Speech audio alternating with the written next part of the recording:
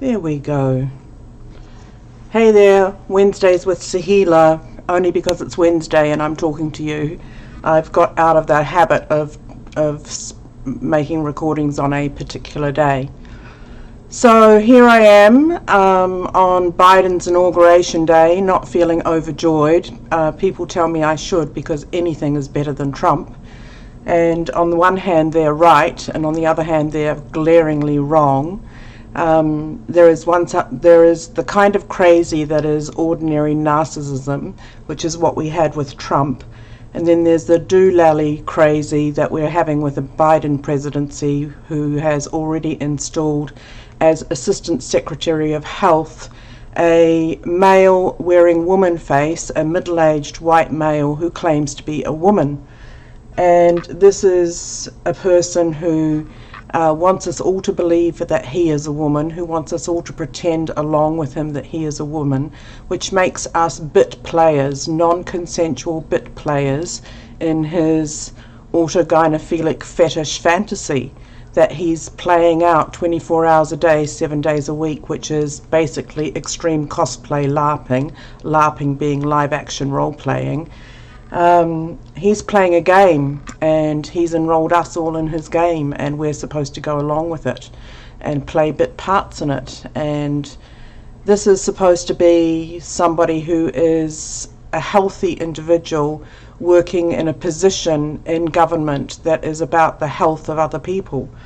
There is nothing healthy about denying reality and biological facts. So, and this is just the start of what Biden has promised. Biden and Harris have promised the gender ideology people that this is what they're going to do for them. And it does a massive amount of damage to women because it erases women as a sex class. I've talked about this before, how if you have a set of criteria that define something and then you broaden the criteria to include the opposite of that thing, you basically erase the first thing that you had defined. So women are being erased as a sex class, and women's sex-based rights are being taken away, and children, fragile, vulnerable children who don't conform to sex role stereotypes are being told that if they're a girl and they like trucks and wearing blue and they want to be astronauts, then really they are a boy trapped in a girl's body, because only boys are primed and conditioned and biologically determined to like to do those kinds of things. And that if you're a boy and you like pink and playing with dolls and you want to be a chef when you grow up, or you want to be a nurse when you grow up, then really you're a girl trapped in a boy's body, because those kinds of likes and preferences are supposed to be things that girls have innately as preferences within their female psychology. So there's sex, and then there's gender, and sex is biological reality and gender is sex role stereotypes and mixed up with personality. And we're being told that biological sex doesn't exist anymore, or it's not relevant, that the thing that is relevant is personality and sex role stereotypes and how much you accept or reject them. We live in a crazy world. This is all postmodernism and queer theory rolled into one.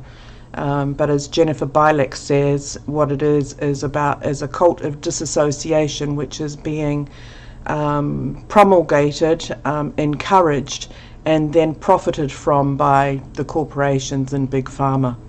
And funnily enough, the males who fund the transgender ideology being implemented in society all have business interests in corporations and in big pharma that profit off this. How weird is that, right? Who would have thought? Who'd have thunk? Anyway, so I'm not a very happy chappy today. I don't see that America has won or lost anything. It's swapped one set of losses for another set of losses, and I don't see that as a gain. I cannot see two negatives in this case do not make a positive. So I'm not very happy I'm not very happy, full stop. Hence this drive to get this global women's party up and running, so that we women get some power and we get to have some influence and we get to help change all this stuff. And to that end, I have organised a Zoom chat for women that are interested in getting together to talk about this and to launch this party and to start doing. And that is going to be happening on Friday, Pacific Standard calendar day and time, this coming Friday. And right now my chemo brain can't remember if I set it for 7 p.m. or 8 p.m. Pacific Standard Time. I will put it in the description, and I will put the invitation link in the description. If you want, I will also put a new email address that I'm going to set up specifically for this. If you want to attend, you need to email me at that email address, which will be in the description, and you need to email me so that I can send you a password for the meeting. I'm going to be facilitating the meeting, the Zoom call. I have the capacity to run as more than 100 people on a Zoom call. I have paid for a subscription to Zoom, and I can have the calls running for as long as I like. I have set aside an hour and a half, 90 minutes for this. I'm not going to do breakout groups or anything complicated in this first call. It's going to be a roundtable discussion of what women think this movement is about, what they want from it, what they can do to contribute to it, and then the logistics of launching and first activities. So that's where things are at. And on that note, no, not quite yet on that note. The other thing that has been coming up in discussion inside the 51% of the Power group and in the Global Women's Party working group on Facebook is that some people feel the need, that there is some confusion about what are the goals of this movement, and some people feel the need to create a manifesto. The goals are really, really straightforward. There are only two goals. And there are only two because the times have changed and developments require the second one, that we address the second one. We can't achieve the first without the second. The first goal is to get all women on the planet 51% or at least 50% of the power. We make up half the species, or just under half the species, thanks to sex-selective abortions, killing women at a disproportionate rate, women that don't get born, women that don't get to be born as baby girls and get to grow up into being women. Estimates are that there are 200 million women missing from the globe's human population because of sex-selective abortions. But we need to get 50% of the power in governance, and to do that we have to help push back and rescind the idea that human males can be women, because we can't get half the power if a certain percentage of males claims that they are women and they go to take the power that should be ours.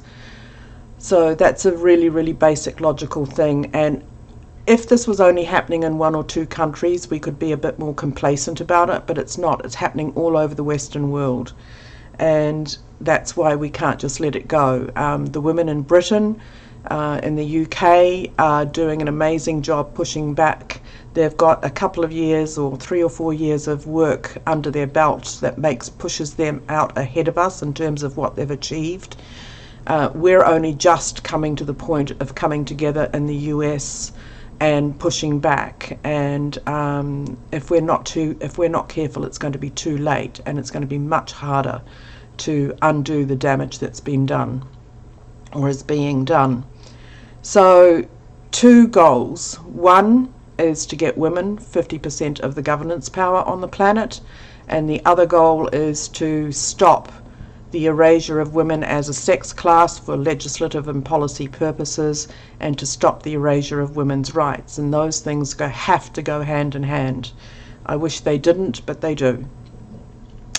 So there are lots and lots of ways that we can do all of this, but they don't have to be part of a manifesto, and they don't have to be part of a goal or a mission statement.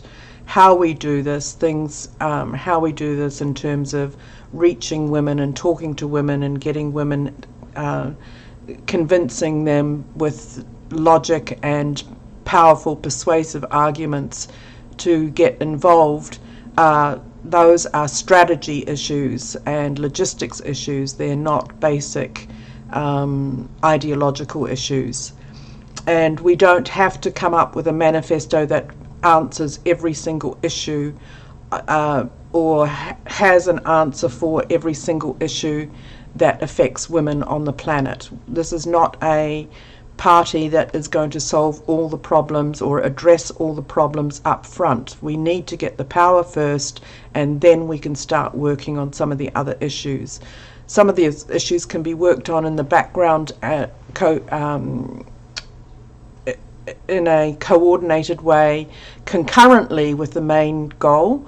But if we break ourselves up into groups that work on, dozens of different goals or dozens of different issues at once, we are going to water ourselves down and have no real effect.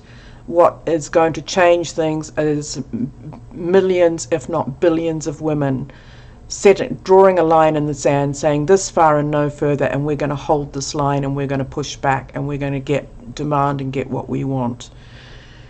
A cohesive, coherent effort on two basic fronts is going to achieve a whole lot more than a fragmented, unstructured attempt to answer all the questions and fix all the problems and get everything that women want all in at the same time.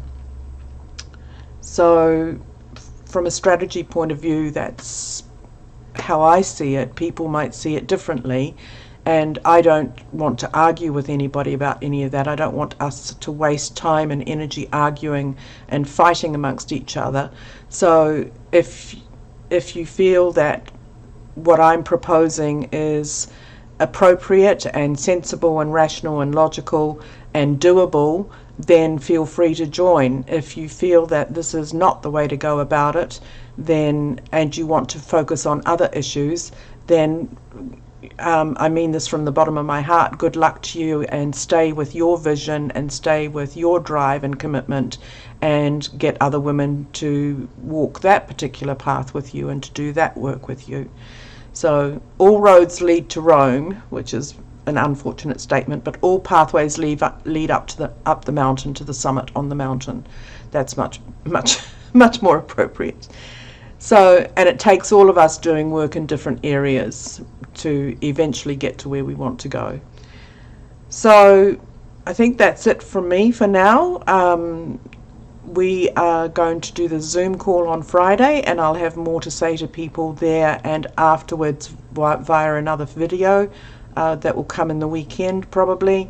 And this movement has two goals. One is to get women our fair share of power and equity on this planet in terms of governance and influence. And the second one is to turn back this tide of gender ideology that tells us the lie that human males can be women.